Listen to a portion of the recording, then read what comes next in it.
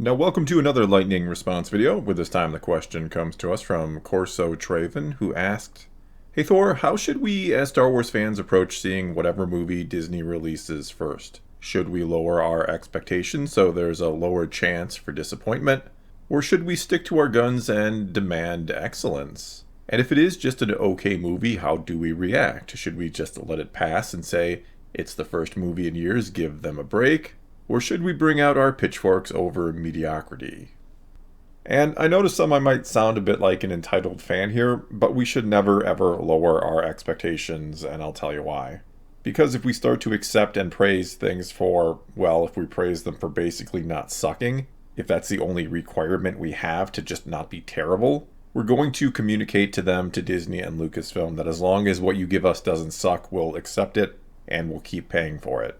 And you have to keep in mind that most companies out there are not exactly doing everything they can to make you, the customer, as happy as possible, though they'll say they are.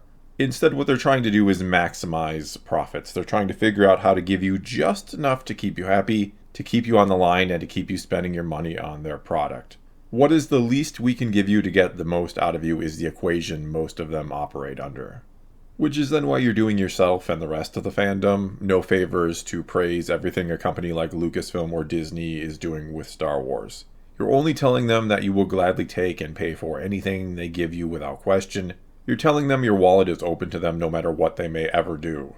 And I get it, you don't want to be labeled as a hater or be called toxic just because you, oh my gosh, you didn't like something and you wanted to say as much. How dare you for wanting to give your opinion on why something you paid for was bad. But all you're really doing when you consume anything and everything with a smile on your face, always asking for more and never daring to say anything bad, is helping them potentially lower their standards. That's it. You're not a better fan for it. You're not better for being positive all the time. You're basically just a sucker. Either that or you're someone who does genuinely like everything Disney Star Wars, I guess. Though that said, it also doesn't mean you should have unrealistic expectations or to demand absolute perfection with every single thing they do. Yes, they should strive for excellence and get it right far more often than they get it wrong, and you can absolutely complain when they don't. In fact, as I was kind of just getting at a moment ago, you not only have every right to complain, but if you don't complain from time to time, they will take advantage of you. However, you do also have to understand and accept that not everything will be perfect, or that sometimes they will try something new and different and it won't work, and we as fans should not act like it was the end of the world. And so no, you don't necessarily want to get out the pitchforks every time something isn't perfect or up to your standards, but you also do need to remind them that you do have those pitchforks in the closet if they're needed, and that you're not just going to pay for just anything they want to give you.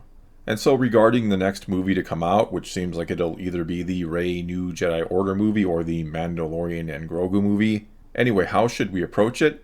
And my answer to that would be to approach it as fairly as possible. If, for example, next up is the Rey movie, and despite it not being what a lot of people or a lot of fans want, but if it ends up being maybe not great, but at the very least a pretty good movie, you should say as much. And sure, you can absolutely reiterate that maybe this isn't the path you want to see Star Wars go down, or it's not the story you want them to follow, that you're not super interested in the post-sequel trilogy time period, and thus you can vote with your wallet and not go and see it if you'd like. But if you do go and see it, and if it's a decent movie, you should acknowledge that, or at the very least highlight what you thought worked or what was good about it, along with, of course, any and all issues you may have had with it too. Again, you should strive to be fair. That way, we're at the very least trying to point them in the right direction, or to let them know what you think works and what doesn't. Don't just say it was garbage if it wasn't actually garbage, or if you do think it was nothing but garbage, which, yes, that's possible. Explain why you feel that way rationally. Don't just rant and rave, or they're going to ignore you and your complaints. Though yeah, they're probably just going to ignore you anyway, don't get me wrong. I'm not under any delusion that Disney and Lucasfilm listen to me personally or care what I or others like me have to say. I do agree that by and large the only way to make your voice heard by Disney is with your wallet, that the only thing that will make them change their ways is hurting their bottom line.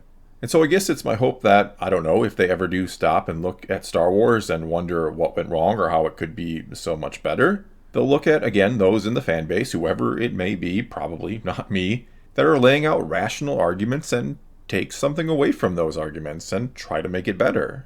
And so I try to be, I don't know, a sort of fair and calming voice because I do want Star Wars to get better, and I know they sure as hell aren't going to listen to anyone who just complains about virtually everything all the time, or those who will spend the next 2 years periodically making videos about why the Rey movie is going to be an absolute disaster. If you do absolutely nothing but complain, all you're saying to them is that you will likely never be satisfied with anything they do, and you are to them a lost cause at that point. You are a customer they can never get back. So again, why are they going to listen to anything you have to say?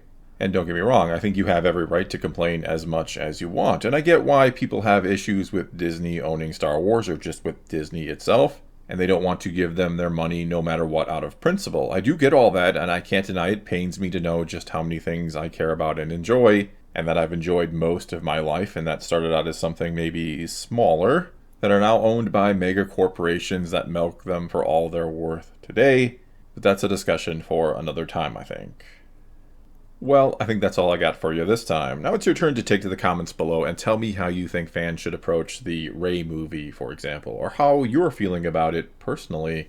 Or you can always ask a question for a future lightning response video. All you gotta do is start your comment off with "Hey Thor" and then ask away. But whatever you choose to do, leave those comments below and let's talk some Star Wars. And until next time, thanks for watching.